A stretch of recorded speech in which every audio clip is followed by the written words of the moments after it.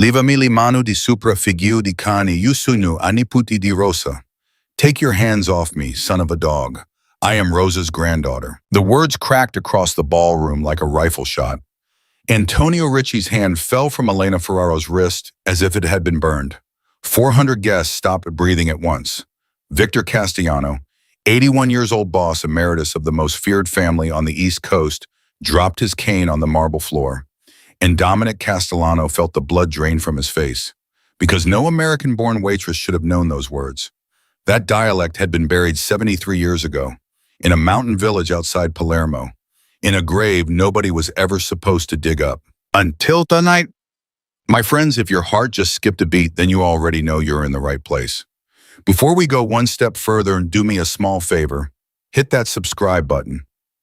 Ring the little bell, and in the comments below, tell me the name of the city where you're watching from tonight. New York, London, Sydney, a small town in Ohio. I read every single one, and I want to see just how far this story is going to travel. Now, let's go all the way back to the beginning of the longest night of Dominic Castellano's life. Dominic Castellano did not walk into the St. Regis ballroom. He arrived into it. There's a difference, and every man in that room knew the difference. The doorman straightened. The string quartet missed half a beat before finding its rhythm again. A United States senator stopped mid-sentence and pretended to be very interested in his glass of scotch. And Dominic, who had not slept properly in 3 years, kept his face perfectly still and kept walking. 42 years old, charcoal suit. No tie. His wife had always hated ties, and he still dressed 3 years after her funeral for a woman who was not there. She should have been here. That was the thought. The only thought. The one that had been turning over and over in his chest since the car had pulled up on Fifth Avenue. Mr. Castellano, a young man, stepped into his path. Black suit, earpiece. A boy Dominic had taught how to throw a baseball when the boy was 9 years old. Tony, sir, your father, he's asking for you. He says it's urgent. My father thinks everything is urgent. Sir, he said, Tony. The boy froze. Dominic leaned in, quiet, almost gentle. Tell my father I will be there when I am ready, not 1 minute before. Yes, sir. And Tony, yes, sir. Smile, you look like a man waiting for a coffin. Tony tried to smile. It came out crooked. Dominic clapped him once on the shoulder and kept walking. 75 years. That was what 400 of the most powerful people in New York had gathered to celebrate. 75 years since Salvatore Castellano, Dominic's grandfather, had stepped off a steamer at Ellis Island with a wooden rosary in his fist and a single name sewn into the lining of his coat. A name Dominic's father, Victor, had refused to speak out loud even once in 81 years of breathing. 75 years of building, 75 years of bearing, 75 years of smiling politely at senators who knew exactly what the Castellano money had cost and exactly how many men were sleeping in the Hudson River because of it. Daddy, Dominic turned, and for one split second, for one stupid, beautiful, heart-stopping second, the chandelier above him got brighter. Sophia, 16 years old, her mother's pearls at her throat, her mother's exact worried face, his entire world walking toward him in a pale blue dress. You're doing the face again, she said. What face? The one where you're telling everyone you're fine and you're not fine. Sophia, Daddy, Mom's been gone 3 years. 3 years tomorrow. You think I don't know what day it is? Dominic swallowed, hard. And for the first time in a long time, he could not find a word to say to his own daughter. I'm okay, sweetheart. You're lying. I know I am. She smiled, barely. At least you admit it. He put his hand on her cheek. It was warm. It was alive. And for one selfish, desperate second, he wished he could scoop her up and carry her out of this building, away from these 400 pairs of watching eyes, away from this life she had been born into and would never, ever escape. Go find your cousins. Dance. Eat something. Don't drink the champagne. I know. Sophia. Yes, Daddy. He hesitated. He didn't know why. He would think about this moment later for the rest of his life, the moment he almost told her. The moment he almost said, something is wrong tonight. Something is very, very wrong. Go home. Go home right now. But he didn't say it. He said, I love you. And she said, I love you too, Daddy. And she walked away. That was the last normal conversation Dominic Castellano would have for a very long time. The prickle hit the back of his neck 30 seconds later. Every man in Dominic's line of work knows that prickle. You don't learn it. You're born with it, or you're born without it, and the men born without it are the men who end up on the front page of the New York Post with their shoes missing. Someone was watching him. Not a friend, not a cousin, not an old captain paying his respects. An enemy. Dominic did not turn his head. He did not change his breathing. He simply drifted slow, easy a man looking for the bar, and let his eyes sweep the room the way a fisherman sweeps a dark lake for whatever's moving underneath. Senator Rinaldi already drunk. Judge McCarran pretending he wasn't drunk. The Chinese delegation doing business without saying a word.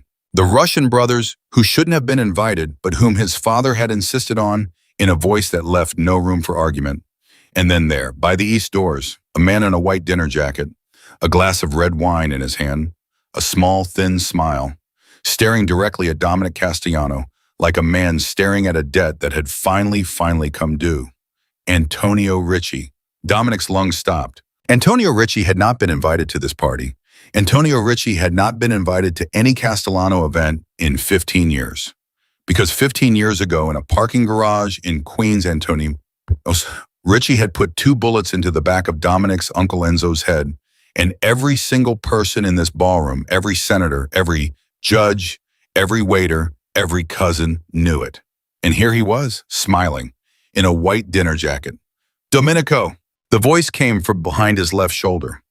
Rough, old, heavy with a Sicilian accent that 3 generations in America had not been able to file down.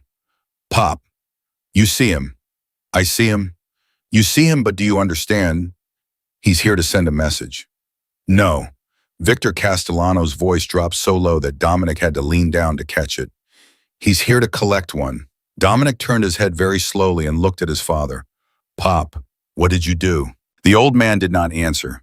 He simply turned with that terrible, stubborn dignity of his and limped toward the green room, refusing as always to lean on the cane he needed more than air.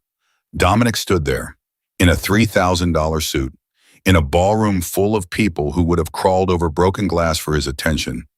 And for the first time in a decade, Dominic Castellano was afraid. 2 floors beneath him, in a service kitchen that smelled of burnt butter and someone's cigarette, Elena Ferraro was staring at a tray of 12 champagne glasses and praying to a god her grandmother had taught her how to talk to. Please, please, just one night, just let me get through one night. Ferraro, the head caterer, snapped his fingers. Bald Irishman, face like a potato that had lost a fight. Yes, sir. You're up. Floor 7, ballroom, east side. Listen to me very carefully, sweetheart, because I don't like repeating myself. You do not approach the head table. You do not look at the guests of honor. You do not speak unless you are spoken to. You keep that tray full, your mouth shut, and your eyes on the carpet. Are we clear? Yes, sir. Say it back to me. Tray full, mouth shut, eyes on the carpet. Good girl. He walked away. Elena exhaled. Her hands were shaking. She hated that they were shaking. 26 years old. Master's degree in Italian literature from NYU, $482 in her bank account, a grandmother dying in a bed in Brooklyn Methodist Hospital, a surgery bill that was somehow impossibly $47,000. And tonight, if she could just smile and not spill and not trip, she would walk out of this hotel with $600 cash in her apron. $600. She whispered it like a prayer. $600. $600. $600. She stepped onto the service elevator. She pushed the button for floor 7, and as the elevator began to rise, Elena Ferraro had no idea, not a whisper, not a shadow of an idea, that the doors of that elevator were about to open onto the night that split her entire life in half, a before and an after. He felt her before he saw her, a warm weight against his chest, a sharp little gasp, 12 champagne flutes hitting the marble floor all at once, like a chandelier falling out of the sky. Oh my God, I'm so sorry, her voice. That was the first thing that went into him. Before her face, before her eyes, her voice. Sir, I'm so sorry, please don't tell my supervisor. I can pay for them. Stop. She was already on her knees, picking up shards of glass with her bare fingers. Stop. Stop! You'll cut yourself! Stop! She looked up, and Dominic Castellano, who had stopped being surprised by human faces when he was 22 years old, stopped breathing. Because he knew her. He did not know how he knew her. He did not know from where. But somewhere, somehow, he had seen those exact dark eyes before. And God help him, they were looking up at him like they recognized him too. Get up, he said, softer than he meant to. The glasses. Someone will handle the glasses. Get up. She got up. She was trembling. What's your name? Elena. Elena what? A pause, a tiny, tiny pause. And then Ferraro. Elena Ferraro. The name meant nothing to him, nothing at all. And yet at the sound of it, something deep inside Dominic Castellano's chest, something he could not name, turned over like a body in a grave. Ferraro, he repeated. Yes, sir. Where are your people from, Elena Ferraro? She blinked. Sir, your family, Sicily, Calabria, Naples, where? I don't really know, sir. My grandmother came over from Italy, but she doesn't talk about it. I think somewhere near Palermo. The word Palermo went through Dominic's body like cold water. Miss Ferraro, the caterer marching down the hall, face purple. Sir, I am so sorry. She's brand new. She will be dismissed immediately. She stays. Patty, the caterer, stopped walking. I'm sorry, sir. She stays on the floor tonight. You will not speak to her about the glasses. You will not dock her pay. You will give her a fresh tray, and you will leave her alone. Are we understanding each other, Patrick? Yes, Mr. Castellano. Yes, sir. Of course, sir. Patty fled. Elena Ferraro was staring at Dominic the way a person stares at a car that has just stopped 6 inches from running them over. Castellano, she whispered. Yes. Like the Castellanos, the family, this entire party is for. Yes, she took a step back. He watched her do it. He watched her pretty, frightened face reassemble itself into something older. Something harder. Something that understood exactly what kind of man she was standing in front of. And he felt something he had not felt in 3 years. 4 months and 16 days twitched just once somewhere underneath his ribs. He hated it. He didn't even know what it was. He just knew he hated it. Miss Ferraro. Yes, sir. Go back to work. Stay on the east side of the ballroom. Do not under any circumstances approach the green room. And if you see a man in a white dinner jacket with a wine stain on his cuff, you drop your tray and you go home. Do you understand me? Sir, I wipe high. Do you understand me, Elena? Yes, sir. Good. He walked away, but he looked back. Once, and so did she. In the green room, Victor Castellano was pouring grappa into a crystal glass with a hand that for the very first time in his son's memory was not quite steady. You left him down there. He won't do anything in public, Pop. Don't you tell me what Antonio Ricci will or will not do.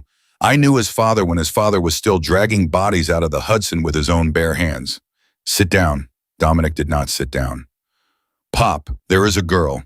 Sit down. There is a girl downstairs, a waitress. Her name is Ferraro. Victor's hand stopped pouring.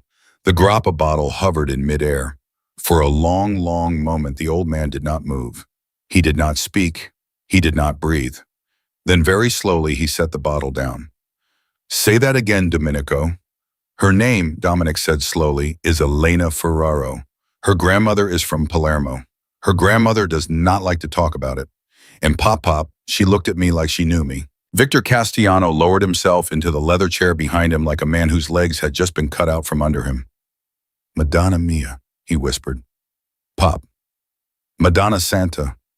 Pop, what in God's name? Sit down, Dominic. I don't want to sit down. Sit down. Dominic sat. His father rubbed a hand across his face. An old man's hand. A hand that had, in the course of 60 years, held the throats of 12 men and the cheeks of 4 grandchildren. Your grandfather, Victor began, and his voice cracked. He cleared it. He began again. Your grandfather, Salvatore, in 1951, took an oath, a blood oath, with a woman. A Sicilian woman from the old country, a woman he had loved when he was 19 years old, and the world was a different place. Her name was Rosa. Dominic went very still. Rosa what, Pop? Rosa Ferraro. The room tilted. In 1951, Victor went on, Salvatore built something, a vault, in a warehouse on Pier 9 down at the harbor. And in that vault, he buried every secret this family owns, every name he ever bought, every judge, every senator, every body, every dollar, written down, in his own handwriting, every single one. Pop. And he locked the vault with a key Domenico, a solid gold key. And that key, that one key, the only key in the world, he put into the hand of Rosa Ferraro. And he made her swear on the grave of her own mother that she would carry it back to Sicily and keep it hidden until the day she died. And did she? She did. She went back to Palermo in 1952. She got married, she had a son, and when her son grew up, he came to America, and he had a daughter. Dominic could barely speak. Elena. And the key Domenico is still in that family, somewhere in a box in an attic, around an old woman's neck, somewhere. And if Antonio Ricci has figured out what I think he has figured out, if he knows that girl is on the 7th floor of this hotel tonight, Victor's voice broke completely. Then that girl will be dead before midnight. Her grandmother will be dead by sunrise. And whatever is written on those papers will come out Dominic. All of it, every name, every crime, 73 years of this family's sins. And when that happens, this family does not survive it. Your daughter does not survive it. You and I do not survive it. Dominic was already standing up. Pop, go. Pop, what am I doing? You are bringing her to me, Domenico. You are getting her off that floor. You are getting her into this room right now before he does. Dominic hit the door running. On the 7th floor, Elena Ferraro was walking slowly along the east wall of the ballroom with a fresh tray of champagne balanced on her forearm, and she was thinking about her grandmother. She was thinking about the way her grandmother always tucked the quilt up to her chin at night. She was thinking about the little wooden cross above her grandmother's hospital bed. She was thinking about the $47,000 she did not have. She did not see the man in the white dinner jacket step out from behind the marble column. She did not see him lift his glass of red wine. She did not see him smile. "Excuse me, miss. I seem to be lost. Could you help me?" She jumped. 2 glasses clinked. None fell. "Sir, I'm sorry, I'm new. I don't know the building. I can find my supervisor." "Oh, I don't need your supervisor, sweetheart. Just you. What's your name?" "Elena, sir." "Elena what?" "Ferraro." And Antonio Ricci's face smooth, smiling, handsome, in the ruined way of men who have done terrible things for a living, changed. Not angry, not surprised, hungry, like a wolf that had just been handed on a silver dish the shadow it had been chasing for 30 years. "Ferraro," he said softly. "Well, sweetheart, isn't that something?" He took a step closer. She stepped back. The wall stopped her. "Your grandmother, Elena, is she still alive?" "Sir, I please. Is she still alive?" "Yes." His hand closed around her wrist. Elena felt every single finger. "You and I," Antonio Ricci whispered, leaning down until she could smell the wine on his breath, "are going to take a very short, very quiet walk to the service elevator. You're not going to scream. You are not going to drop that tray, because if you do, Elena, if you do, I am going to send a man to your grandmother's hospital room tonight, and he is going to do something to that sweet old woman that is going to take her 3 days to die from. Do you understand me?" Elena's vision went white. Her mouth opened. No sound came out. And then from the other end of the ballroom, cutting across 400 conversations, like a blade through silk, came Dominic Castellano's voice. "Antonio!" Antonio Ricci did not let go. He only turned his head, slowly, still smiling. "Domenico, what a lovely party. I was just making friends with one of your lovely staff. Take your hand off her." "Oh, I don't think I will. I think Elena and I are going to finish our little chat in private." Every man in Dominic Castellano's security detail moved at exactly the same second. Coats opened, hands slid inside jackets. The string quartet mid-note simply stopped playing. 400 guests, senators, judges, old ladies in diamonds turned their heads at once. Sofia Castellano, halfway across the room, went absolutely still. Victor Castellano, gripping the frame of the green room doorway, whispered, "Madonna, Madonna mia." And Elena Ferraro, 26 years old, 5'4", in a borrowed black dress she had never wanted to wear, opened her mouth. She did not plan what came out. She did not choose it. She did not even, in the normal sense of the word, think it. Something inside her rose up. Something older than she was. Something her grandmother had whispered into her ear every single night when she was a baby in a crib in Brooklyn, whispered in a dialect Elena had long forgotten she had ever heard. The old mountain Sicilian of the villages outside Palermo. The dialect of nonas and buried oaths. The dialect of Rosa Ferraro.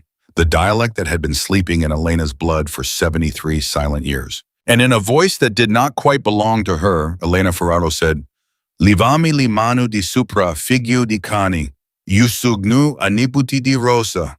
Take your hands off me, son of a dog. I am Rosa's granddaughter. The ballroom went dead silent. Antonio Ricci's hand fell from Elena's wrist as if it had been burned. Victor Castellano's cane hit the marble floor with a sound that, in that silence, rang like a gunshot. And across the ballroom, Dominic Castellano, 42 years old widower, father boss of the most dangerous Italian family on the eastern seaboard, looked at the shaking young woman in the borrowed black dress. And he understood with a cold certainty that settled into his bones like winter that the longest, bloodiest, most dangerous night of his entire life had not even begun. The silence lasted 3 full seconds. In a room of 400 people, in a room where a string quartet had been playing a Vivaldi concerto 90 seconds earlier, 3 full seconds of silence is an eternity. Then Antonio Ricci laughed. It was a quiet laugh, almost admiring. The kind of laugh a man gives when somebody has just played a card he did not know was in the deck. "Well," he said softly. "Well, well, well." He took one slow, deliberate step backward from Elena Ferraro, then another. He lifted both hands, palms out, fingers, spread the universal gesture of a man who is not reaching for a weapon, and he smiled. "Domenico," he called out pleasantly, "my sincere apologies. I had no idea who the young lady was. I was only asking her for directions." "Get out of this hotel, Antonio." I'm leaving right now." The smile did not move. "But Domenico, you and we're going to have a conversation very soon. You know we are. Get out." Antonio Ricci nodded almost graciously. He set his wine glass down on the nearest table. He buttoned his white dinner jacket. He turned with the slow, unhurried ease of a man who knows nobody in this ballroom is going to touch him tonight. Not with 400 witnesses, not with 2 United States senators 15 feet away, and he walked at his own chosen pace out the east doors. He did not look back. Elena Ferraro could not move. Her legs had stopped working somewhere during the 7 Sicilian words she did not remember saying. Her tray was still in her hand. 11 glasses still upright. The one closest to her thumb, was slowly, silently overflowing down her wrist. Dominic Castellano reached her in 6 long strides. "Put the tray down." Sir, I can't. I have to, my supervisor." "Put the tray down, Elena." She put the tray down, on the carpet, on her knees, because her legs had finally given out. "Stand up, sweetheart. Look at me. Stand up." "I can't." "Yes, you can. Hand." She gave him her hand. He pulled her to her feet. His grip was warm and enormous and absolutely terrifyingly gentle. "Walk with me. Don't look at anyone. Don't talk to anyone. Just walk." "Sir, my tray." "Forget the tray. They'll fire me." "Elena." He leaned down. His voice was almost a whisper. "Nobody is firing you tonight. Nobody is ever firing you again.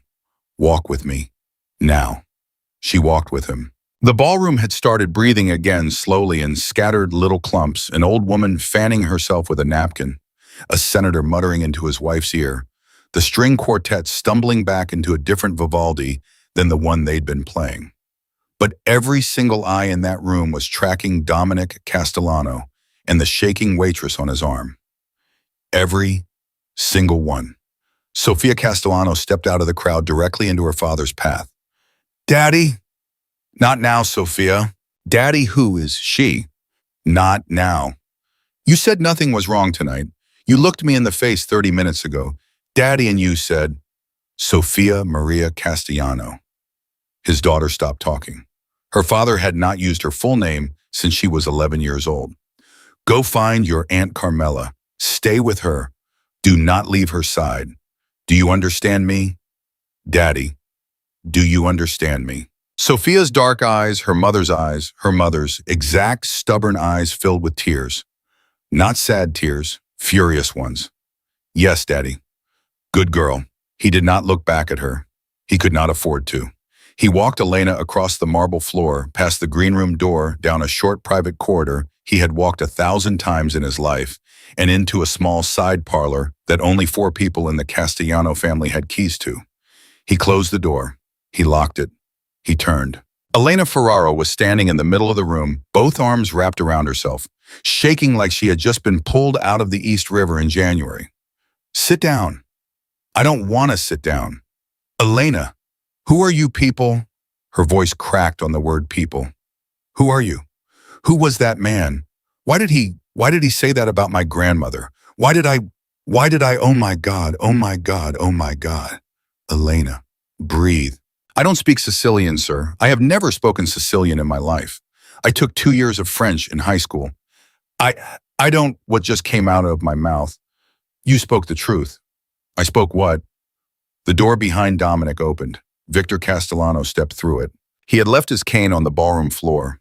He was leaning instead on the shoulder of his oldest captain, Joey Marchetti, a bald man of 70 who had not left Victor's side in 31 years. Victor's face was gray. His lips were pressed into a single white line. He let go of Joey. He took 2 unsteady steps into the room. He stopped in front of Elena Ferraro. And for a long, long moment, Victor Castellano did not speak. He only looked at her. He looked at her forehead, her cheekbones, the line of her jaw, the shape of her hands, the way she stood with her right foot turned slightly inward. Then very quietly he said, Tu hai l'occhi di tua nonna. Elena's head jerked up. I'm sorry. You have your grandmother's eyes. You don't even know my grandmother. Victor Castellano's mouth did something strange. Not a smile, nothing like a smile. Something older, something sadder, something Dominic had never seen on his father's face in 42 years of knowing him. I knew her figlia mia. I knew her when your grandmother was 18 years old, and your grandfather, my own father, loved her more than he ever loved my mother. May God forgive him, and may God forgive me for telling you that on the night we meet. Elena staggered backward until her legs hit the back of a chair. She sat down, not because she wanted to, because her body gave out. No, but yes. No, my grandmother is my grandmother worked in a bakery in Brooklyn for 41 years. My grandmother doesn't know anybody like you. My grandmother doesn't. Your grandmother, Victor said quietly, is Rosa Maria Ferraro, born September 3rd, 1931, in the village of Piana degli Albanesi, outside Palermo. Her mother's name was Graziella. Her father's name was Tommaso. She had a younger brother named Luca, who drowned in a well in the summer of 1939. She came to America in 1950 on the steamer Vulcania. She met my father on a Tuesday at a fish market in Red Hook, Brooklyn. And she was the only woman my father ever got down on his knees and asked to marry him. Victor's voice did not change. She said no. Elena was not breathing. She said no. Victor repeated gently because she had already promised her heart to a boy back in Sicily, a boy named Giuseppe Ferraro. And your grandmother, Elena, was a woman who kept her promises. So she took a gift from my father, one single gift, and she sailed home to Piana degli Albanesi, and she married Giuseppe, and she never spoke my father's name out loud again. Not to anyone. What gift? Victor looked at his son. Dominic's jaw was tight enough to crack a tooth. A key, Elena, Victor said. A solid gold key, on a chain, small, about the size of your thumbnail. She wore it under her dress for the rest of her life, and she swore on the grave of her own mother that she would never, ever take it off, and she would never, ever tell a living soul what it opened. Not her husband, not her son, not her granddaughter. He paused.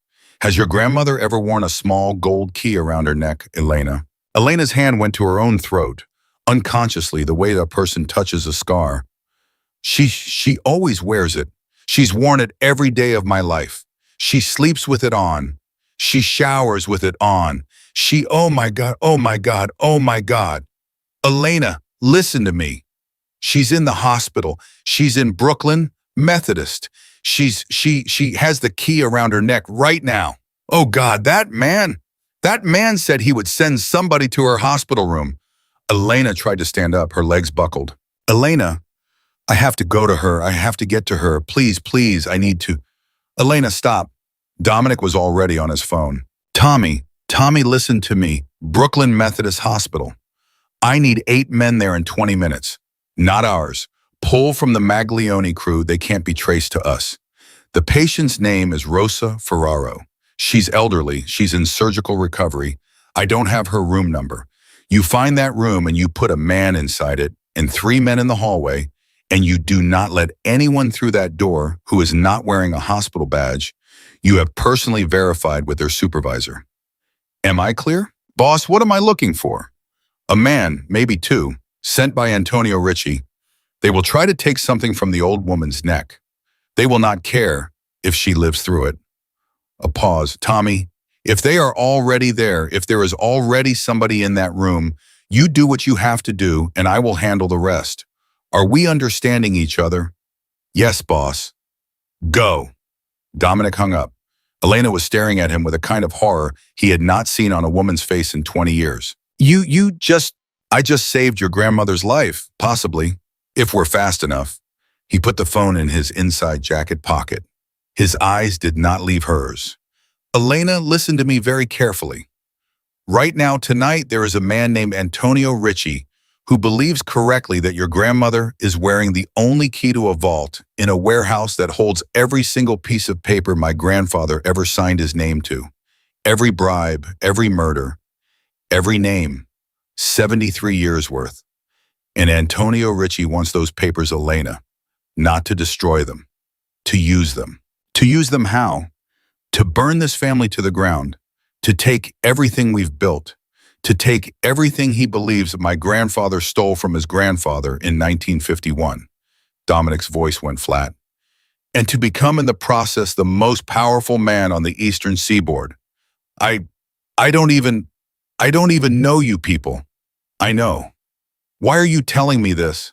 Because in about 30 seconds, Elena, you are going to have to make a choice. And I don't want you to make it with a lie in your ear. What choice? Victor Castellano answered from his chair. Your grandmother is dying, Elena. Elena turned to him sharply. She's not dying. She has a surgery. She is 94 years old, child. The surgery will buy her at the most another 2 years. Your grandmother knows this. She has known this for a very long time, and she has not given you the key. Because she doesn't want me to know. No figlia, because she wants you to earn it. Elena went still.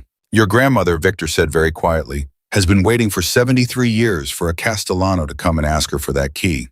And when that Castellano comes, she is supposed to decide in that moment whether the man asking deserves to open the vault, or whether she should take the key into the grave with her and let every name rot inside that warehouse until the end of the world. That is the oath she swore, Elena, to my father, 73 years ago, on her own mother's grave. Elena opened her mouth. She closed it. She opened it again. And now you want her to give it to you. I want her to give it to my son. Victor looked at Dominic. Before Antonio Ricci puts a bullet in her forehead and takes it. Elena stood up. This time her legs held her. Her face had gone through a lot in the last 10 minutes. Fear, confusion, terror. But what was on it now was something entirely different. Something Dominic Castellano had not expected, and something Victor Castellano had not seen on the face of a young woman in a very, very long time. It was fury. My grandmother, Elena said quietly, is the kindest woman who has ever lived. Yes. My grandmother has baked bread for the homeless shelter on 4th Avenue every single Sunday for 39 years. I know, Elena. My grandmother did not know what that key opened. Did she? Victor was quiet. Did she? No, Victor said. She did not.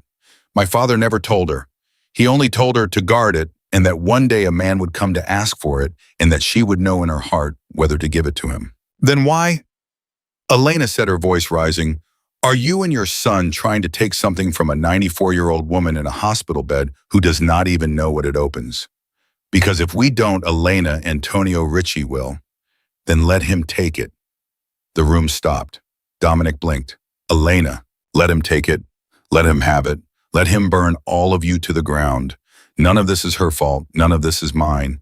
I am a waitress. I just came here to make $600. I don't want any of this. She was crying hard, shaking her hands over her face. Dominic Castellano, who had sat across the table from heads of state who had ordered the deaths of 4 men before breakfast, who had not touched another woman since the morning he had buried his wife, took one step toward Elena Ferraro. He did not know why. He did not know what he was going to do. He stopped himself. Elena. She did not look at him. Elena, look at me. She looked up. If we let Antonio Ricci take that key, Dominic said softly, he kills your grandmother. Not because he needs to, because he wants to. Because he wants to send a message to me. And then he takes the papers in that vault, and he uses them to put my father in a federal prison, and me in the ground, and my 16-year-old daughter, a 16-year-old girl who has done nothing to anybody in her entire life, into the kind of life no father ever wants his child to live. He took a slow breath. And your family, Elena, your grandmother's family, the Ferraros of Piana degli Albanesi, becomes the family that destroyed my family. Forever. Generations. Your children will grow up with a last name that has a bounty on it, and Antonio Ricci will own that bounty. That is how this world works, Elena. That is a world I did not ask to be in. Nobody asked to be in it. Dominic's voice dropped to almost nothing. I didn't ask to be in it. My daughter didn't ask to be in it. Your grandmother didn't ask to be in it. But you are in it, Elena. You have been in it since the second you were born, and the reason you are in it is because 73 years ago, a young Sicilian woman who was brave and stubborn and beautiful said no to the wrong man and took a key she did not understand, and she carried it halfway around the world, and she taught her son to carry it, and she taught her son to teach his daughter the old mountain Sicilian of her village, even if her son forgot to. And that is why 30 minutes ago, when a killer grabbed your wrist, words came out of your mouth that you did not know were in you. Because they have always been in you, and your grandmother has been waiting your whole life for you to find them. Elena Ferraro sank back into the chair. She did not speak for a long time. Dominic did not push her. Victor did not push her. Joey Marchetti by the door did not move or breathe. Finally, Elena whispered, I want to see her. Elena, I want to see my grandmother. I want to see her right now. I want to sit next to her bed, and I want to hold her hand, and I want to ask her myself with my own mouth if any of this is true. And if she says yes, if she says one word of yes, then I will make my own decision about that key. Not you, not your father, me.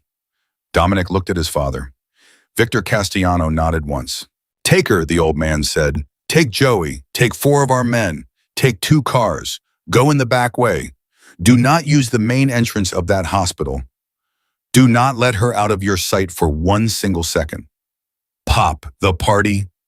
The party does not matter anymore, Domenico.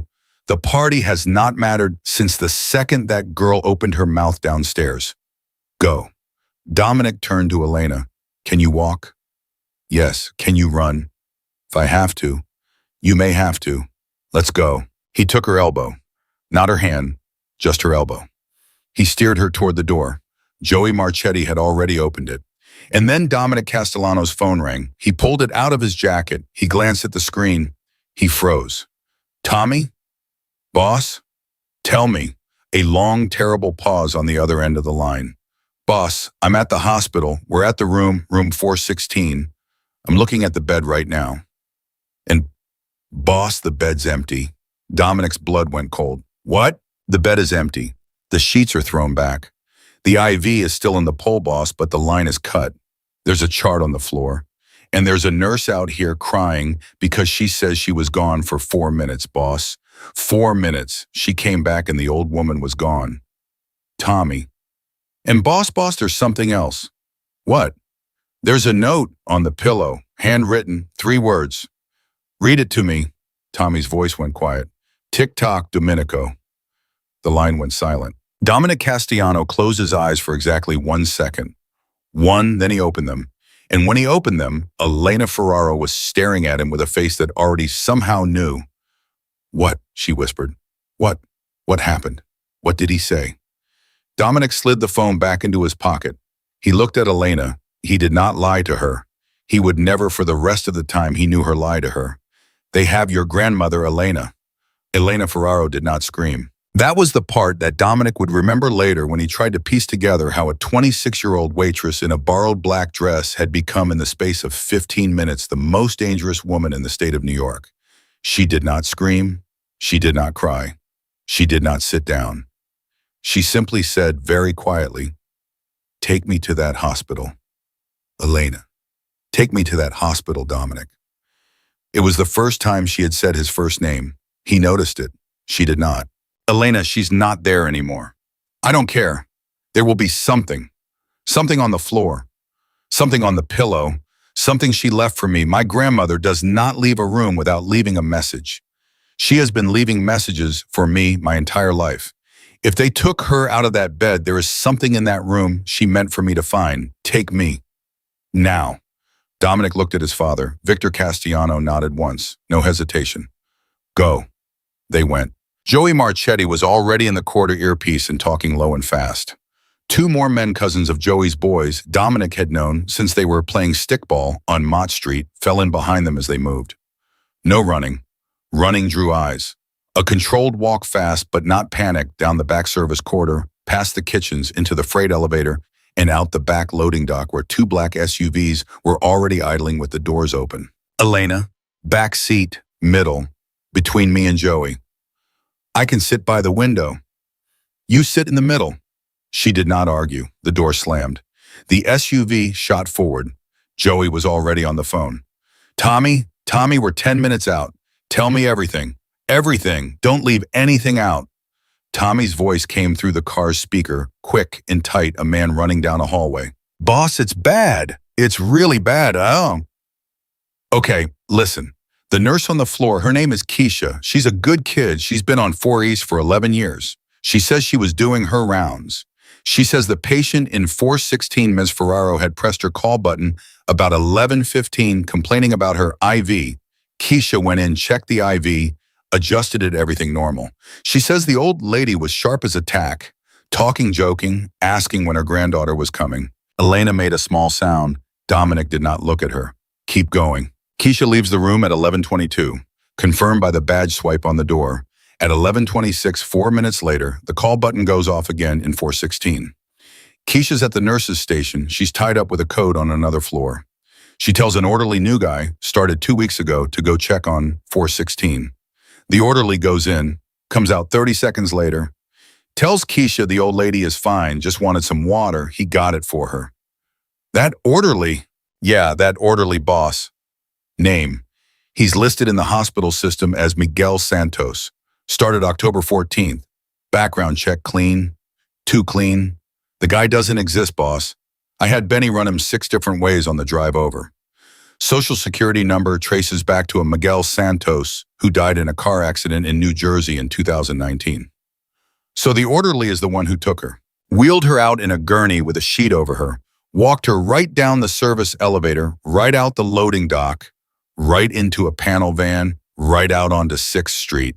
Hospital cameras caught all of it, confirmed on tape. Nobody stopped him because, boss, he's an orderly moving a patient. That's the job. That's what an orderly does. What about the note? A pause. Note's in my hand, boss. Handwritten. 3 words. Tick-tock, Domenico. Same handwriting as the letter Antonio Ricci sent you last Christmas. You sure? I'm sure, boss. Any sign of her being hurt? No blood. No sign of the struggle. She went with him, boss. The nurse says she was sitting up in bed talking. She says, and I quote, the orderly leaned over and whispered something in the old lady's ear, and the old lady's face went white, and she just put on her slippers and got on the gurney. Elena closed her eyes. He told her, she whispered. Dominic turned to her. He told her what, Elena? He told her something about me, something about where I was. That is the only thing that would have made my grandmother leave that hospital bed on her own 2 feet. You think I know him, Dominic? I've never met him. I have never seen that man before in my life, but I know him because I know my grandmother. And the only thing on this earth that would have made Nonna Rosa put her feet on the floor tonight is somebody telling her that her granddaughter was in danger. Me. Dominic's hands closed into fists on his knees. He used you as bait. He used you to bait her out of the hospital. Yes. He knew you were at the party before he came. Yes. He was never there for me tonight, Elena. He was there for you. I know. Joey Marchetti behind the wheel caught Dominic's eye in the rearview mirror. A look passed between them. A look Elena was not meant to see and did not see. Something very old. Something that had been between those two men since they were 15 years old and had done their first bad thing together in the back of a restaurant in Little Italy. Boss, Joey said quietly, if he's had her in a van since 11:26, we are 1 full hour behind him. He could be anywhere in the 5 boroughs. He's not anywhere in the 5 boroughs. How do you know? Because he doesn't want to chase. He wants a meeting. Dominic pulled out his phone. He did not dial. He waited. 14 seconds later, the phone rang. Private number. No ID. He put it on speaker. Domenico. Antonio Ricci's voice, calm, almost gentle, like a man calling a cousin on a Sunday afternoon. Where is she, Antonio? She's safe. She's very comfortable. She's had a cup of tea. She's a lovely woman, Dominic. You know, I had a grandmother like her once. Same hands. Same way of holding a teacup. Where is she? I'm going to tell you where she is, Dominic. I'm going to tell you exactly where she is. But first, we're going to have a little conversation about manners. About what a man does when another man brings an invitation to a party and the hosts of the party throw him out. Antonio, because that was rude, Dominic. That was very, very rude. In front of 400 guests, and I'm an old-fashioned man. I don't like to be made a fool of in front of senators. What do you want? I want what your grandfather stole from my grandfather in 1951. I want every page, every name, every dollar, every body. I want it by sunrise. I want it delivered by you personally to a location I will give you in 90 minutes. And I want your father, your dear, sweet 81-year-old father, to come with you. Because your father and I, Dominic, we have unfinished business. That goes back longer than you've been alive. And in exchange, I let the old woman go, alive, walking, with the key still around her neck. Nothing has been taken from her. I am a gentleman, Dominic. I have not laid a single finger on Rosa Ferraro. I have told her very honestly that she is the guest of an old admirer of her husband's from the village, and that she is being kept safe until her granddaughter can come and collect her. A soft laugh. She believes me, Dominic. Isn't that sweet? She believes me completely. Elena's hand covered her mouth. Antonio, if you hurt her, if I hurt her, Dominic, you will come for me. Yes, I know. I'm not going to hurt her. I don't need to hurt her. I just need the key. I just need you to come and bring the key to me yourself so that I can open your grandfather's little vault and take what is mine and walk away from this city forever. Mine. Yours, Dominic. The papers in that warehouse were written in your grandfather's hand, but every name on them, every bribe, every favor. Half of those names belong to my family. Your grandfather kept them as insurance against us. He kept those papers as a gun pointed at the head of my father. For 73 years, the Castellano family has had a gun pointed at the Ricci family. Well, tonight, Dominic, I am taking the gun. You will not walk out of this city alive, Antonio. Oh, I think I will. A pause. Because you are forgetting the last piece.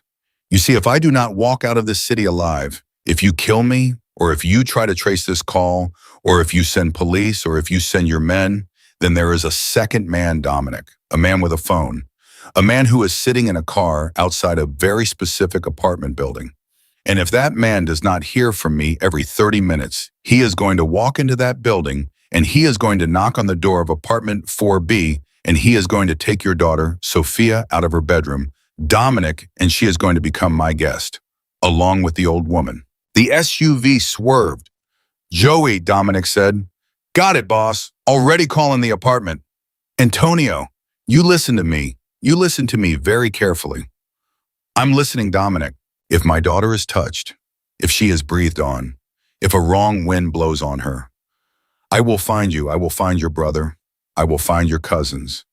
I will find every man who has ever worked for you and every woman who has ever loved you, and I will put all of them, everyone in the ground. And when there is no one left to put in the ground, I will dig up your mother, Antonio, and I will do something to her bones that will make God himself weep. Charming, Dominic. Truly, but I don't want your daughter. I want the papers. 90 minutes. I will call you again with the location. Bring the old man. Bring the key once you get it out of the grandmother's hand. Do not bring guns. Do not bring friends. Do not bring the girl. A pause. Oh, and Dominic, one more thing. What? The girl, Elena. She's a pretty little thing, isn't she? The eyes, Dominic. The eyes. She has her grandmother's eyes. The line went dead. Nobody in the SUV spoke for 3 full seconds. Then Elena Ferraro said very calmly, I want a gun. Elena, I want a gun, Dominic. I have never fired a gun in my life. I don't care. I want one. Now. Elena, you are not going anywhere near where I am going. Yes, I am. No, you are not. Dominic Castellano, you listen to me. That woman raised me. That woman held me when I had pneumonia at 9 years old for 6 nights straight without sleeping. That woman washed dishes in a Brooklyn diner for 11 years to put me through college.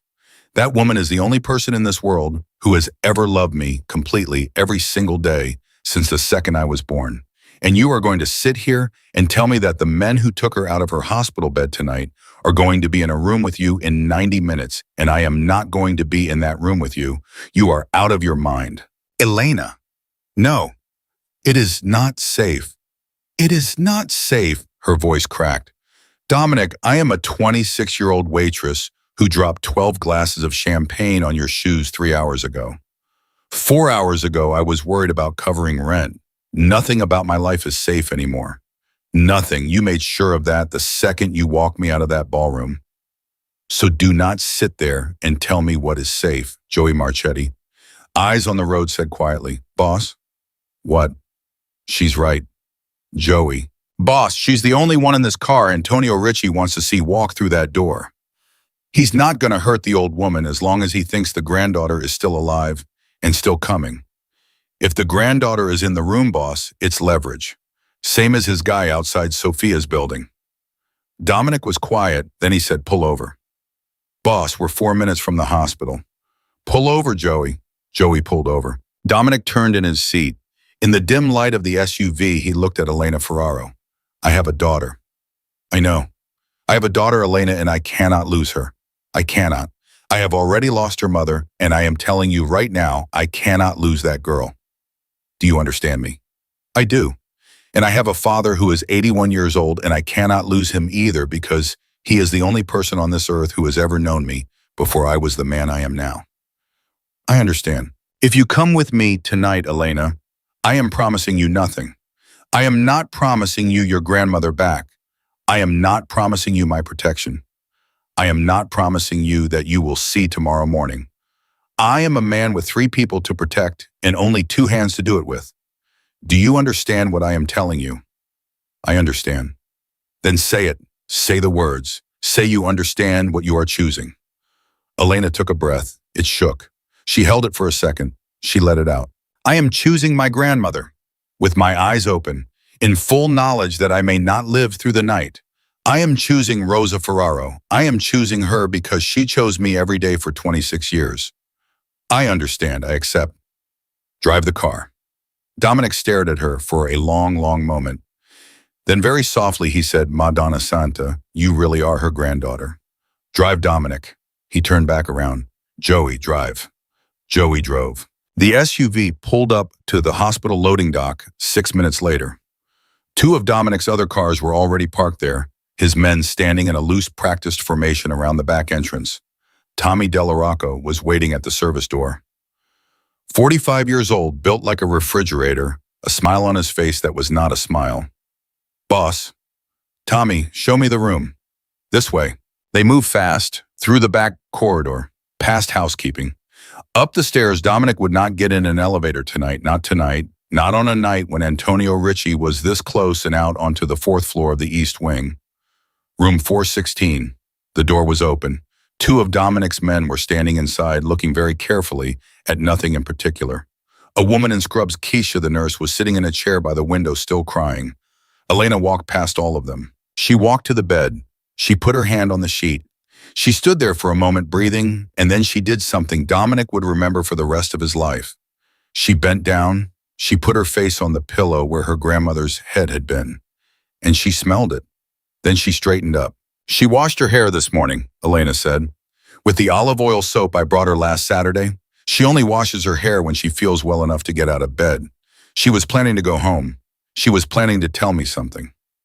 Elena. Wait. Elena turned slowly, taking in the room.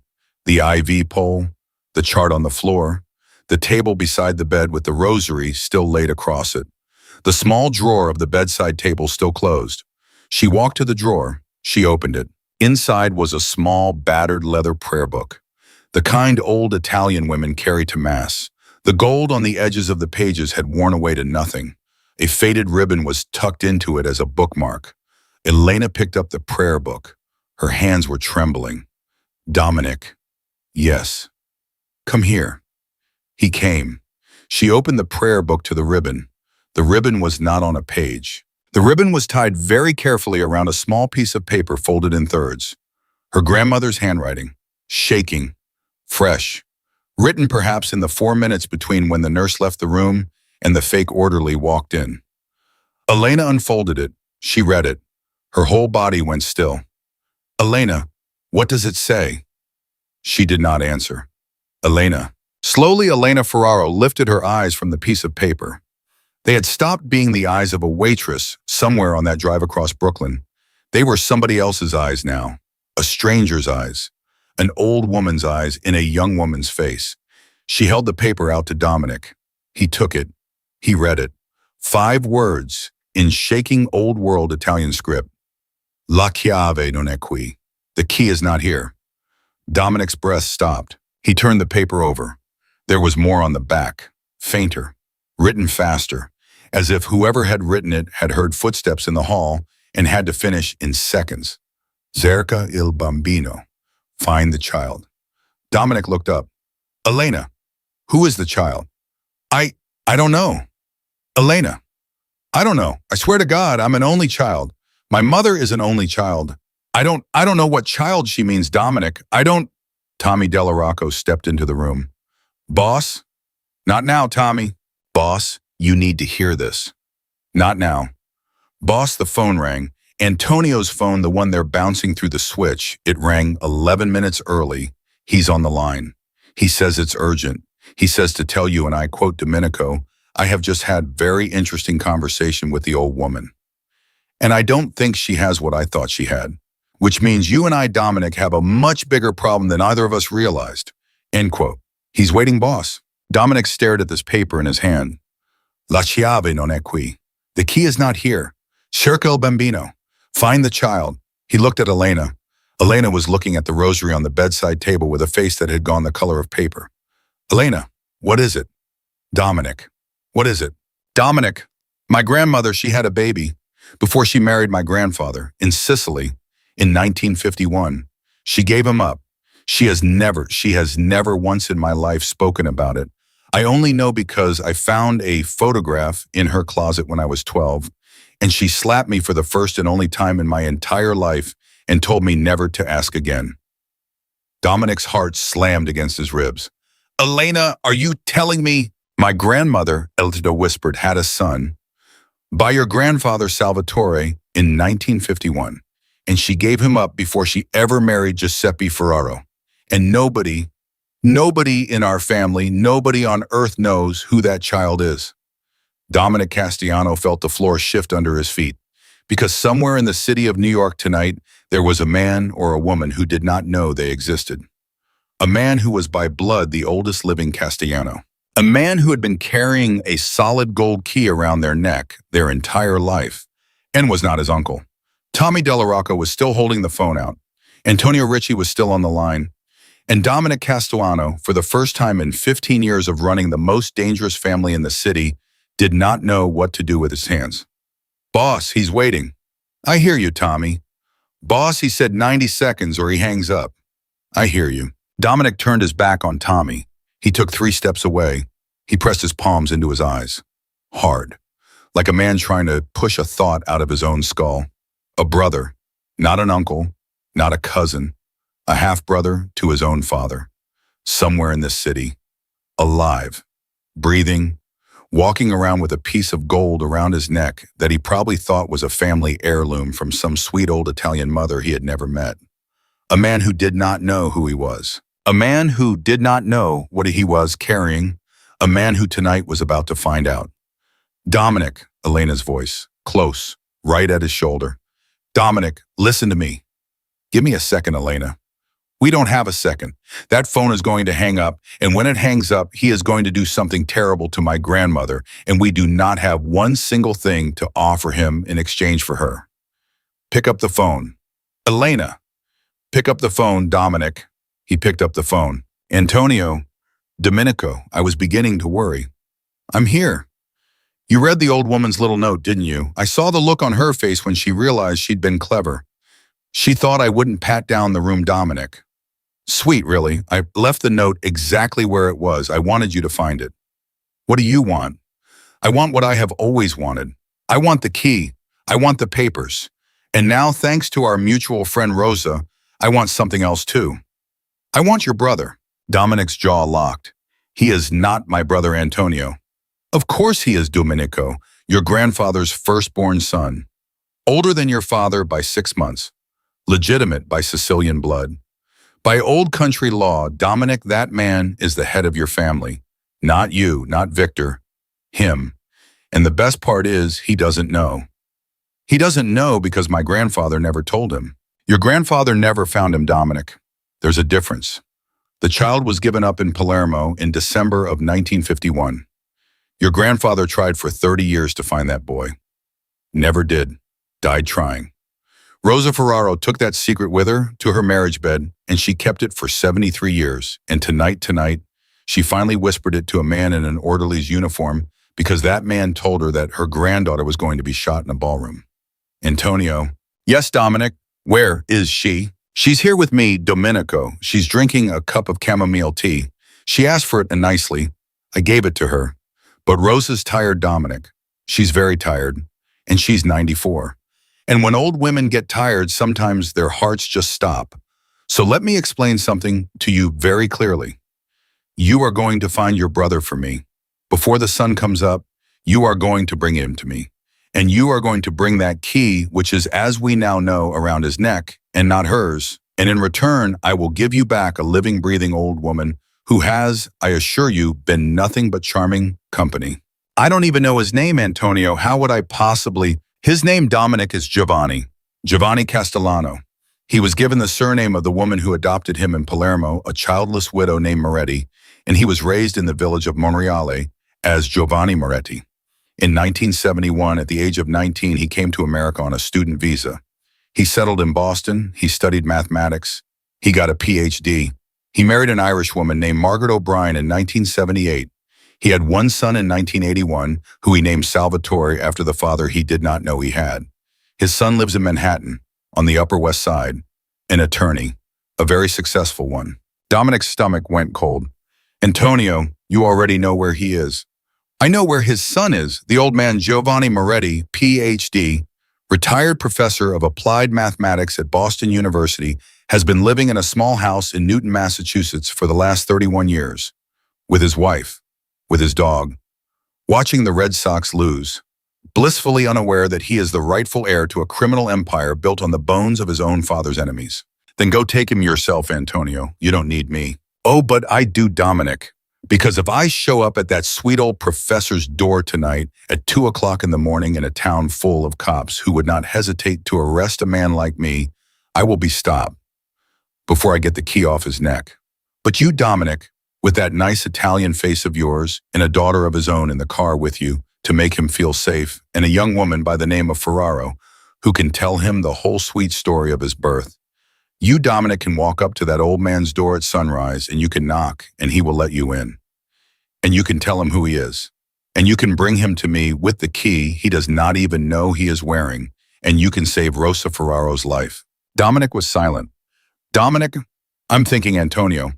Don't think too long. Rosa's tea is getting cold. And the boy outside Sophia's apartment is still there and will remain there until I call him off, which I will do, Dominic, at sunrise when you hand me Giovanni Moretti and that little gold key around his neck. Not 1 second before. The line went dead. Dominic stood in the hospital room holding the phone like it weighed 40 pounds. Elena was staring at him. So was Tommy. So was Joey, who had come up the back stairs 3 minutes ago and was now standing in the doorway with a face Dominic had not seen on Joey Marchetti in 20 years. The face of a man who knew the next 12 hours were going to be the worst 12 hours of somebody's life. Boss, Joey, I heard most of it. Then you know. I know. Elena stepped in front of Dominic. She put one small, shaking hand on his chest. Not to comfort him. To make him look at her. Dominic, is it true? Is there really a man in Massachusetts? Yes. A man who has been wearing my grandmother's key his whole life. Yes, Elena. A man who is your uncle, who is by blood the oldest man in your family. Yes. Elena's hand came off his chest and went to her own mouth. Her eyes filled. She did not cry. She did not let herself cry. But something behind her eyes broke and refilled with something new. My grandmother, she whispered, is going to tell me the whole story someday, isn't she? If we get her back, Elena, she is going to tell you the whole story tonight. I swear it on my daughter's life. Then get her back, Dominic. I will. I don't care what you have to do. I don't care who gets hurt. Get her back. I will. Dominic turned to Joey. Joey, how fast can we be in Newton, Massachusetts? Private plane out of Teterboro, 3 hours door to door if we move right now. Call Marco. Tell him to fuel the Gulfstream. We leave in 30 minutes. On it, boss. Tommy. Boss. I need 6 men sitting outside Sophia's apartment building in unmarked cars by the time that plane takes off. I need them to identify Antonio's man. I need them to watch him. They do not move. They do not engage.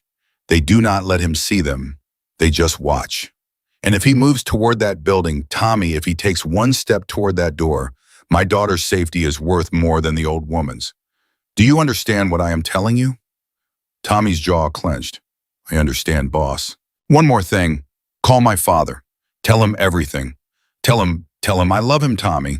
Tell him if I don't come back, the family goes to him. Not to Aunt Carmela, not to Uncle Sal, to him until Sophia is old enough.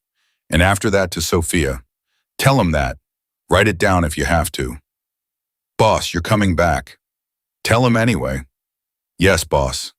Dominic turned. He walked out of the hospital room. Elena was 3 steps behind him. They did not speak in the elevator. They did not speak in the back stairwell. They did not speak until they were in the SUV again. Joey already calling the airfield, 2 more cars falling in around them, the engine revving as they pulled out of the loading dock and onto the Brooklyn streets. Then Elena, staring straight ahead, said very quietly, Dominic. Yes. What are we going to do when we get there? He did not look at her. He was looking at his phone. He was texting his daughter. 3 words. Stay inside tonight. I love you. He did not expect her to answer. He did not need her to answer. He needed to know he had sent it in case he did not get another chance. Elena. Yes. We are going to ring that old man's doorbell, and we are going to tell him as gently as 2 people can possibly tell another human being that everything he thought he knew about his own mother, his own father, and his own life is a lie. And then we are going to ask him to come with us, voluntarily, on a plane, in the middle of the night, to rescue a 94-year-old woman he has never met who happens to be the only living person on this earth who knows the truth of who he is. And we are going to ask him to do this while wearing a solid gold key around his neck that he probably thinks was a baptismal gift from a dead aunt. Dominic. Yes. He is not going to believe us. I know. He is going to think we are insane. He is going to call the police. I know, Elena. So what do we do? Dominic turned to look at her. That, Elena, is why you are coming with me. Elena stared. Me. You. Because if that man sees a strange Italian man from New York on his porch at 5 a.m, telling him that he is the secret son of a mafia boss, he will slam the door in my face and call the Newton police. But if he sees a young woman, a shaking, honest, red-eyed young woman, with his own mother's eyes, speaking in the old mountain Sicilian his birth mother used to whisper in his ear before she gave him up, Elena, I promise you that man will stand in the doorway. He will stand there long enough for us to talk. And that is all we need, 90 seconds on a doorstep. Dominic, I don't speak that dialect. I don't know how I spoke it at the party. I don't know what Elena. I don't know Dominic. Elena, you will speak it again. When you need to. You will speak it again. She was quiet for a long moment. How do you know that? Because I've been watching you for 4 hours, Elena Ferraro, and everything about tonight has already been inside you from the second you were born. You just didn't know your own name. The SUV hit the Gowanus Expressway. The city blurred past. The plane was fueled and ready on the tarmac at Teterboro by 1:52 in the morning. Marco the pilot did not ask questions. He was a man who had flown Castellanos across borders for 11 years. He knew when to open the door and when to close it. Elena had never been on a private plane before. She did not notice the leather. She did not notice the crystal. She sat by the window staring out at the runway lights, holding a paper cup of coffee that had gone cold 10 minutes ago, and she whispered over and over under her breath in Italian, so soft Dominic almost could not hear her. Nonna, nonna, stay alive, stay alive, stay alive.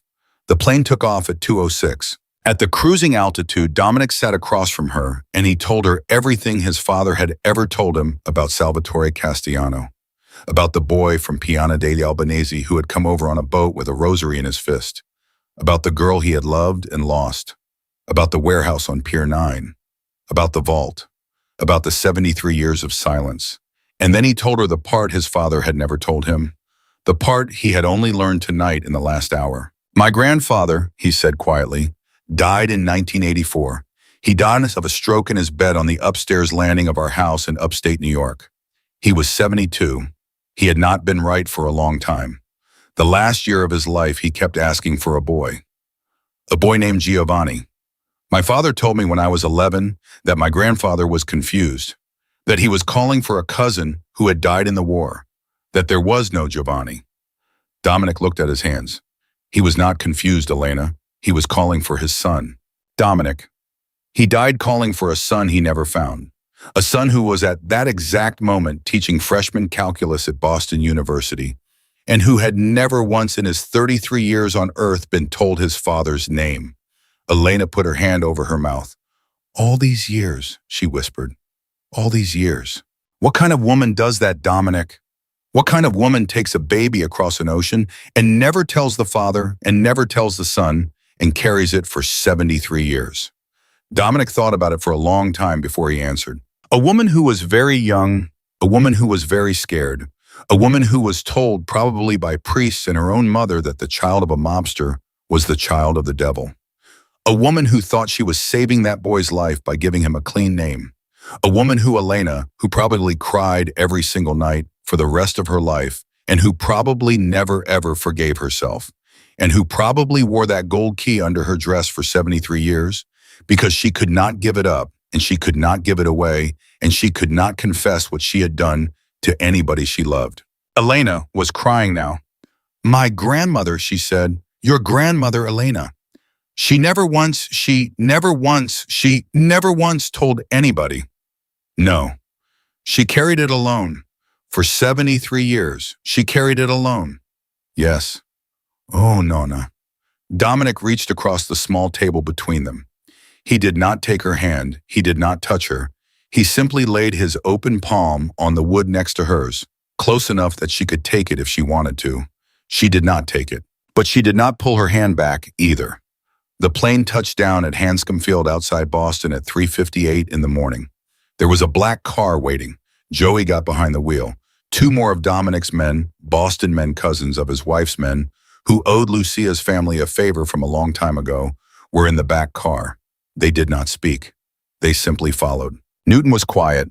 Newton was dark. Newton was the kind of town where at 4 in the morning every light in every window was off, and the only sound was somebody's dog barking at a raccoon 2 streets over. The house was a small yellow colonial with white trim, a maple tree in the front yard, a basketball hoop in the driveway that had not been used in 20 years, a Subaru in the driveway, a welcome mat at the front door. It was the house of a professor.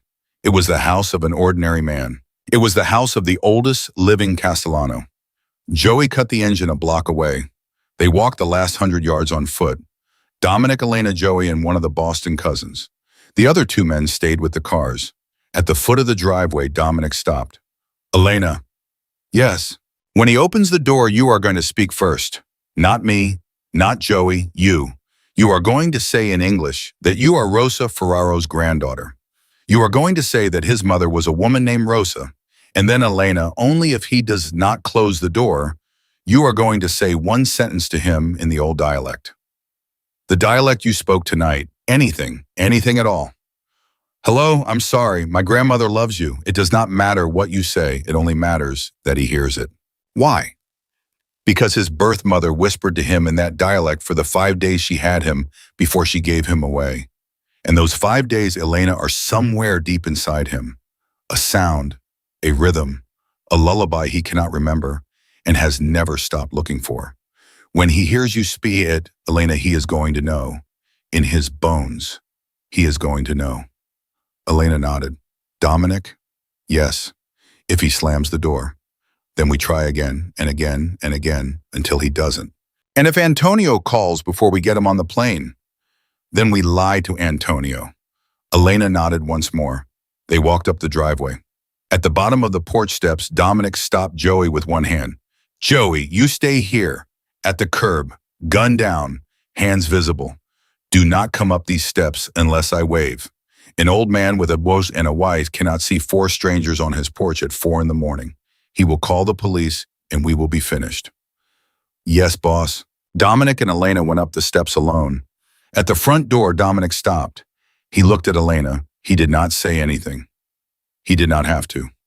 Elena took a deep breath. She rang the doorbell. For a long time, nothing happened. Then a light came on in the upstairs hallway. Footsteps on the stairs. Slow. An old man's footsteps. A second light came on closer now, the living room. The footsteps stopped at the door. A voice behind the door. Gentle. Thick with sleep. A faint Boston accent layered over something older. Hello, who is it, please? Elena opened her mouth. My name, she said, and her voice was steady, is Elena Ferraro. My grandmother is a woman named Rosa, and I think I have come a very long way, sir, to tell you something about your mother. Silence. A long silence. Then very slowly the lock on the door turned. The door opened 6 inches.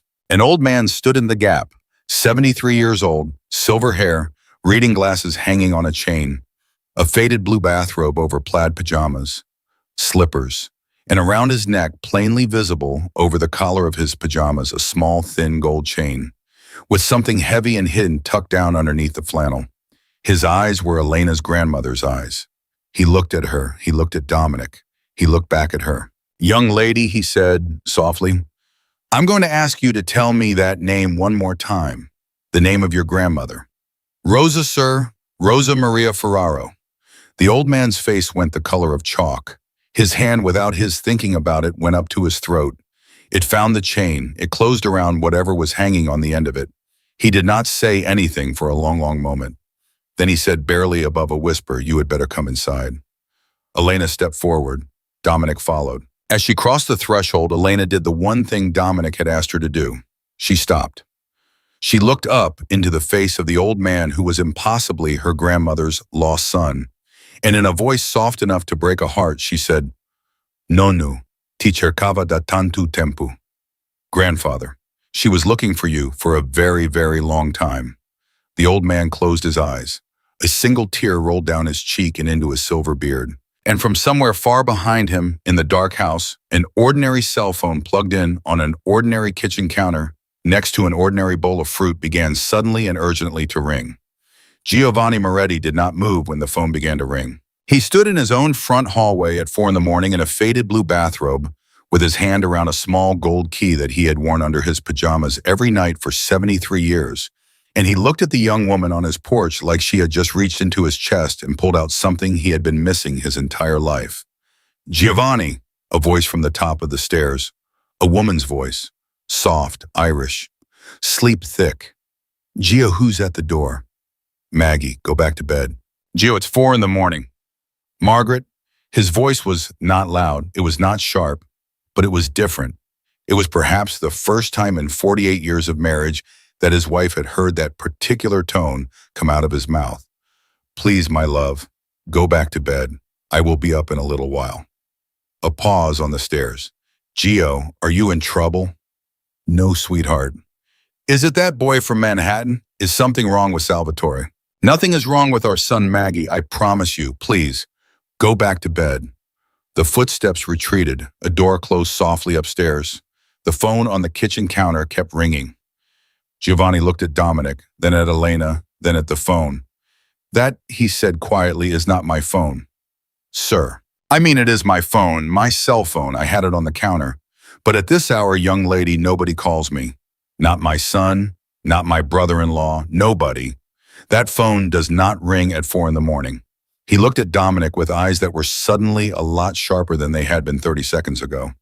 Which means somebody who should not have this number has gotten this number. Tonight. Sir, my name is Dominic Castellano. I heard the young lady call you Dominic. May I come inside, sir? I know how this looks. I know how it sounds. I'm asking you, please. Let me come inside. Let her come inside and give me 5 minutes. 5. And if at the end of those 5 minutes you want us to leave, we will leave. You have my word. Giovanni Moretti stood in his own doorway for a long, long moment. Then he stepped back. Come in, quietly. My wife has a heart condition. They came in. He closed the door behind them. He turned the lock. The phone on the kitchen counter rang one more time and went silent. He walked past it without looking at it. He walked into the living room. He turned on a single lamp. He sat down in an old leather chair that had the shape of him worn into it, and he folded his hands on his lap like a man waiting to hear the results of a surgery. Sit down, both of you. They sat. Young lady, Elena, was it? Yes, sir. You said your grandmother's name is Rosa Maria Ferraro. Is she alive? She is, sir. For now. Giovanni's eyes closed. Briefly, he opened them. Tell me, please. Everything. From the beginning. As fast as you can, and do not leave anything out. Because I have waited, young lady, I have waited 73 years for somebody to come to this door and say that name to me. Dominic turned to Elena. Elena turned to the old man. And she told him everything in 6 minutes. The ballroom, the Sicilian words, the note in the prayer book, the empty hospital bed, Antonio Ricci, the vault, the warehouse, the papers, the child, the phone call in the car, the plane, the porch. The old man did not interrupt. He did not ask a single question. He sat with his hands folded, and he listened the way a professor listens to a student defending a dissertation completely patiently and with the full weight of his attention. When she finished, he was quiet for a long time. Then he said, I have worn this key, young lady, since I was 3 years old. My adoptive mother, Emilia Moretti, may she rest in peace, gave it to me in Palermo on the day of my first communion. She told me it was a gift from a woman who had loved me very much and who had not been able to keep me. She told me that if I ever met that woman, I should give her the key back and she would know who I was. She never told me the woman's name. She said she had sworn an oath not to. I asked her once when I was 15, and she cried so hard I never asked again. He paused. And that, young lady, is everything I have ever known about my own mother. Until tonight. Elena could not speak. May I ask you something, child? Anything, sir. My mother, Rosa, did she think of me, ever? Elena's voice cracked. Sir, she has a small wooden box in the bottom drawer of her dresser. It is locked. She has had it my whole life. I asked her once what was in it, and she said, a boy I used to know who did not get to grow up with me. I thought she meant a brother, sir. I thought she meant her little brother, Luca, who drowned. But I don't think that's who she meant, sir. I think she meant you. I think she has thought about you every single day, sir, for 73 years. Giovanni Moretti, professor of applied mathematics, emeritus, Boston University class of 1975, began to cry. He did not make a sound. He simply sat in his leather chair in his faded blue bathrobe, and he let the tears run down his face. Dominic looked away. Elena did not. Sir, Dominic said gently after a moment. The phone. I know, Dominic. He's going to call again. I know. The old man wiped his face with the back of his hand. He took a breath. He straightened in his chair. And in that single motion, Dominic watched the mathematician fall away and something underneath come to the surface. Something very old. Something very Sicilian. Something that had been sleeping in Giovanni Moretti for 73 years, waiting for a reason to wake up. This man, this Richie, he is the grandson of Carmine Ritchie. Yes, sir. Carmine Ritchie, who, according to my adoptive mother's husband, God rest him, once threatened to murder a young pregnant girl in Palermo in 1951 if she did not give up the child she was carrying. Dominic froze. Sir. My father, Enrico Moretti, was a lawyer in Palermo, a very honest one. He died when I was 11, but he told me on his deathbed that the reason my mother, Amelia, had adopted me was because a young woman had come to him in 1951, 8 months pregnant, terrified, and told him that a man named Carmine Ritchie had threatened to kill her and the father of her child, and the child itself, if she did not get rid of the baby. She did not want to get rid of the baby. So my father, my adoptive father, he arranged with the church for that woman to give birth in secret, for the child to be given to a woman who could not have one of her own, and for the woman to go back to her village and tell no one, not even the father, that the child had lived. Elena's hand was over her mouth. Sir, she whispered, my grandmother never knew. She never knew you were alive. She thought you had died. I know, child. She thought she had lost you. I know. The key she kept all these years. She thought she was keeping a memory of a baby who was dead.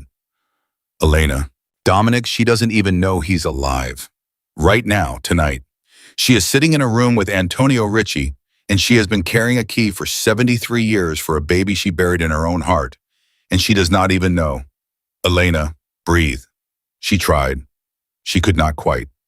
Giovanni Moretti stood up. He crossed the living room slowly. He stood in front of Elena. He was not a tall man. He was not an imposing man. He was a 73-year-old retired professor in slippers. But there was something in his face in that moment that made Dominic Castellano understand completely bone deep why his own grandfather had spent the last year of his life calling for this child. Giovanni took Elena's face gently in both of his hands. Child, he said softly, my mother is going to know tonight. Before the sun comes up, my mother is going to see my face. I swear it to you on my wife's life and on the life of my only son. She will not die thinking I am dead. Do you understand me? Yes, sir. Now we are going to go and get her back. Sir, the plane.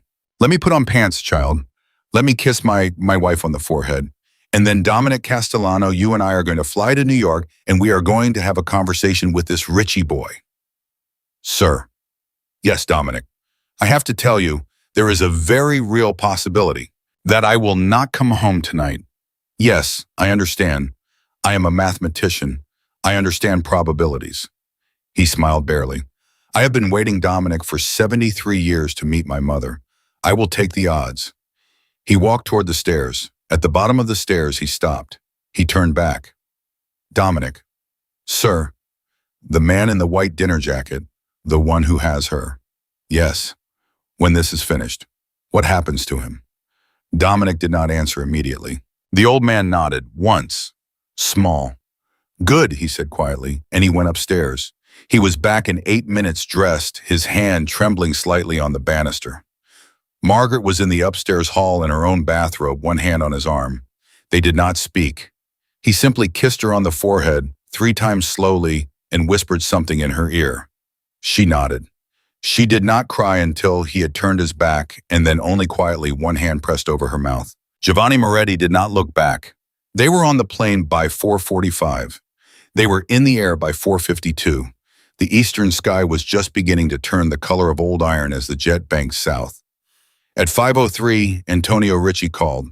Dominic put it on speaker. He wanted Giovanni to hear. He wanted Elena to hear. Domenico. Antonio. You have been a busy little bee tonight. I have what you wanted. Do you? I have him. He is on the plane with me. He is sitting across from me right now. A long pause. Put him on Domenico. No. Domenico, if you do not... Antonio, listen to me. You are going to listen very carefully. I have the man, I have the key, I have the granddaughter. I am flying to Teterboro. I will land in approximately 90 minutes. You will give me an address. We will come, all 4 of us. We will walk in unarmed. You will produce Rosa Ferraro alive, unhurt, in the same condition in which you took her. And we will do this quietly and professionally, and when it is done, every one of us is going to walk out of that building, including you. Because the old man has asked me personally not to do to you what I was going to do to you, and I am honoring his request. But if you are not at that address with Rosa, if you have hurt her, if one hair on her head is out of place, Antonio, I will forget that the old man ever asked me anything. Are we clear? Silence. Then Antonio Ricci laughed, softly, almost warmly. Domenico, I do believe I hear a new voice in your ear, a deeper voice, an older voice. A pause. Put him on Dominic. I will not ask again. Dominic looked at Giovanni. The old man held out his hand. Dominic gave him the phone. Antonio Ricci. That is my name, old man. My name is Giovanni. I am Salvatore Castellano's firstborn son. I am Rosa Ferraro's firstborn son. I am eldest of the Castellano name. Your grandfather threatened my mother in 1951. He tried to have me killed before I was born. I have known this since I was 11 years old, and I have lived every day of my life since my father told me, waiting for the day I would say what I am about to say to a Ricci. So listen to me now, I am coming. Personally, I am bringing the key. Do you understand me? Not Dominic, me. And when I walk into whatever room you are keeping my mother in, I will be walking in as the oldest Castellano alive. And the Castellano name still carries weight, even after 73 years, even in that room. Antonio Ricci did not speak for a long moment. Then he said, Professor, you understand you are walking into the end of your life. I understand I am walking in to see my mother for the first time in 73 years. After that, whatever happens, happens. But you will let her leave Antonio. She walks out on her own feet, alive. Or the papers in that vault burn tonight before the sun is fully up.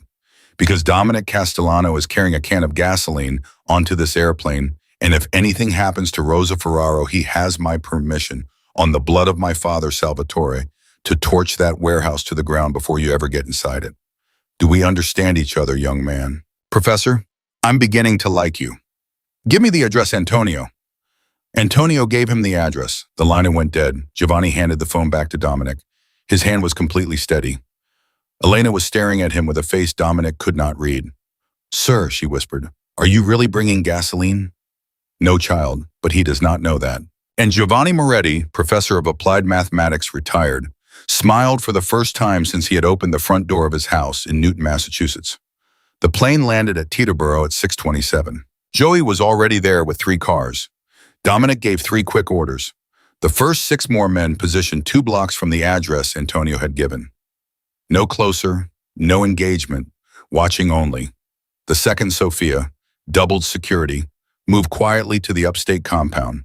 The third, his father, Victor, was to stay at the St. Regis. Under no circumstances was the old man to come near this. Joey did not ask questions. The address was a shipping company on the Brooklyn waterfront, 2 blocks from Pier 9. 2 blocks from the warehouse where 73 years ago, Salvatore Castellano had buried the sins of a family he had built with his own 2 hands. The cars stopped. Dominic, Elena, Giovanni, and Joey got out. Joey stayed at the car. The other 3 walked alone across a cracked concrete lot toward a small, ordinary office door. The door opened before they reached it. Antonio Ricci stood in the doorway, white dinner jacket still, no tie, a small, tired smile. Professor, Domenico, Miss Ferraro, please, come in. She is waiting for you. They went in. Rosa Ferraro was sitting in a metal chair in the middle of the bare office. Her hair was loose. Her hospital gown had been replaced with a simple gray cardigan somebody had draped over her shoulders. Her hands were folded in her lap. There were 2 of Antonio's men standing 3 feet behind her, hands visible, not on weapons. She looked up when the door opened. She looked at Elena first. Her whole face crumpled. Elena piccola mia, grazie a Dio. Nonna. Elena ran to her. She fell on her knees. She put her face in her grandmother's lap and she cried. Rosa put one thin-veined hand on the back of her granddaughter's head and whispered things into her hair in a dialect nobody else in the room understood. Dominic did not move. Neither did Antonio. And then Rosa Ferraro looked up. She looked at Giovanni. She had not been told. Nobody had told her. Antonio Ricci, for all his cruelty, had not told her. She looked at an old man in his 70s with silver hair and reading glasses on a chain standing 3 feet inside the doorway, and Rosa Ferraro, 94 years old, 2 days out of a surgical recovery ward, exhausted beyond the reach of sleep, went absolutely still. Signore, she whispered. Giovanni Moretti could not speak. He took one step forward, then another. He stopped 6 feet from her chair. Slowly, without taking his eyes off his mother's face, he reached up and he pulled the small gold key out from under his shirt. He held it up, between 2 fingers, into the light. Rosa Ferraro's hand went to her mouth. No, she whispered. No, no, no. Mama, Giovanni said softly. It was a word he had not said in that voice in 70 years. Mama, sono io. Mother, it's me. Rosa Ferraro came up out of that chair on her own, 2 feet past the stunned arms of Antonio Ricci's men, and she walked one slow, impossible step after another across the concrete floor, and she took her son's face in her 2 small shaking hands, and she looked at him, and she looked at him, and she looked at him for a very, very long time. Then she whispered, Giovanni, you got so big. And she fell into his chest, and her son, 73 years old, a professor of mathematics, a man who had waited a lifetime, held his mother for the first time since she had been 18 years old in a hospital in Palermo. Nobody in that room spoke. Not Elena, not Dominic, not even Antonio Ricci. The moment held. Long enough to matter. Long enough to become in memory the only thing that had happened that night that did not ever need to be explained to anybody. Then Antonio Ricci cleared his throat very softly. The key, Professor. Giovanni did not turn around. He did not let go of his mother. The key, Antonio, is around my neck. You may take it off my body. When I am dead. Antonio's smile faltered. Professor, we had an agreement. We had an agreement that I would come here. I came. We had an agreement that my mother would walk out of this room alive. She will. I am rewriting the last line of our agreement, Antonio. The key stays with me. The papers in that vault stay sealed. Forever. My father's sins and your grandfather's sins and the names of every judge and senator who ever took a Castellano dollar stay buried. Because you, Antonio, do not get to be the next king of New York. Not tonight. Not on my mother's life. Not ever. Antonio Ricci's face went cold. Professor, you do not understand what you are doing. I understand perfectly, Antonio. Professor, I have men. 4 men in this building, 6 more outside. You and the girl and Domenico are not walking out of here with that key. Antonio. It was Dominic's voice. Quiet. Almost bored. Antonio turned. I have 21 men outside this building, Antonio, positioned around the entire block. I have 6 more on the roof across the street. I have a sniper, a very good one, on a window 300 yards east of this office, with a clear shot on you right now where you are standing. He has had that shot for 7 minutes. He has not taken it because I asked him not to take it until I signal. Antonio did not move. Professor Moretti is going home tonight. So is his mother. So is Elena. So am I. And you, Antonio, you are also going home tonight because the old man asked me not to kill you. But you are going home without the key and without the papers and without your grandfather's revenge. And tomorrow morning, you and every man who works for you are going to wake up and find that your accounts have been frozen, your warehouses have been sold, and every political friend your family has in this city has very quietly decided not to take your phone calls anymore. Not because of anything I did, but because, Antonio, I made one single call on that plane this morning to a man in Washington whose name is written on a piece of paper in my grandfather's vault. And I told him that an old agreement made in 1957 between the Castellano family and his father was being called in. Antonio Ricci's jaw worked. Nothing came out. You are done in this city, Antonio. Dominic, you are done. Go home. Kiss your wife.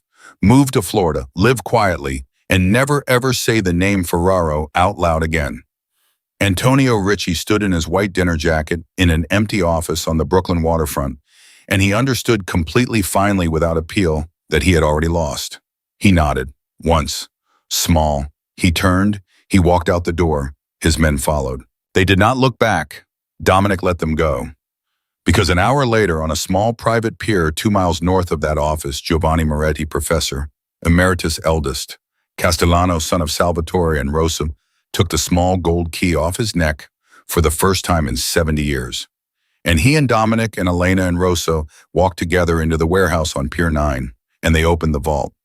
And then one by one, page by page, for 6 quiet hours, as the sun came up over the harbor, they fed every single piece of paper into the steel incinerator in the back of that warehouse.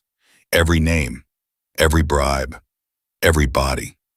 73 years of the Castellano family's sins burned by the hand of the son Salvatore Castellano had spent his whole life trying to find.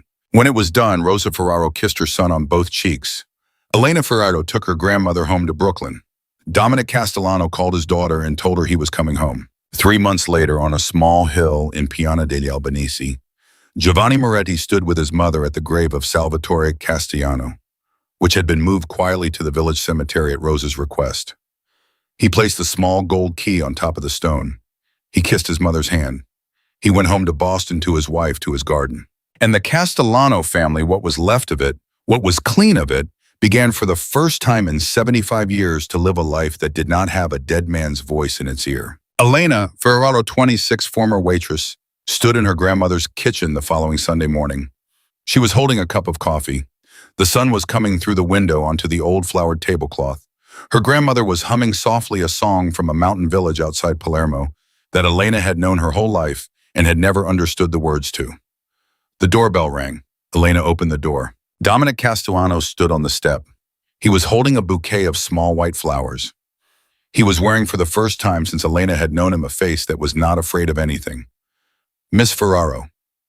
Mr. Castellano, I am not here on business. I can see that. Your grandmother told me on the phone last night that she makes a very good Sunday lunch. Elena smiled, slowly. It was a smile her grandmother had never seen on her face before. Come in, Dominic. He came in, and the door of a small apartment in Brooklyn closed behind the two of them, and the long night of Dominic Castellano's life was finally over. Rosa Ferraro had found her son. Giovanni Moretti had found his mother. Dominic Castellano had buried his ghosts. And Elena Ferraro, the waitress in the borrowed black dress, had walked into a ballroom, a stranger to her own blood, and walked out of it 7 days later, knowing exactly who she was. In the end, the Castellanos did not fall. The Richies did not rise. The papers did not see the light of day. A 94-year-old woman went home to her own bed, and she slept that night without dreaming for the first time in 73 years.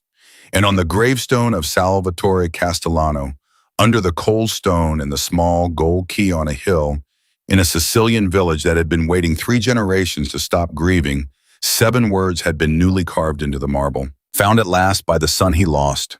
The story was over. The family was whole, and the oath was kept.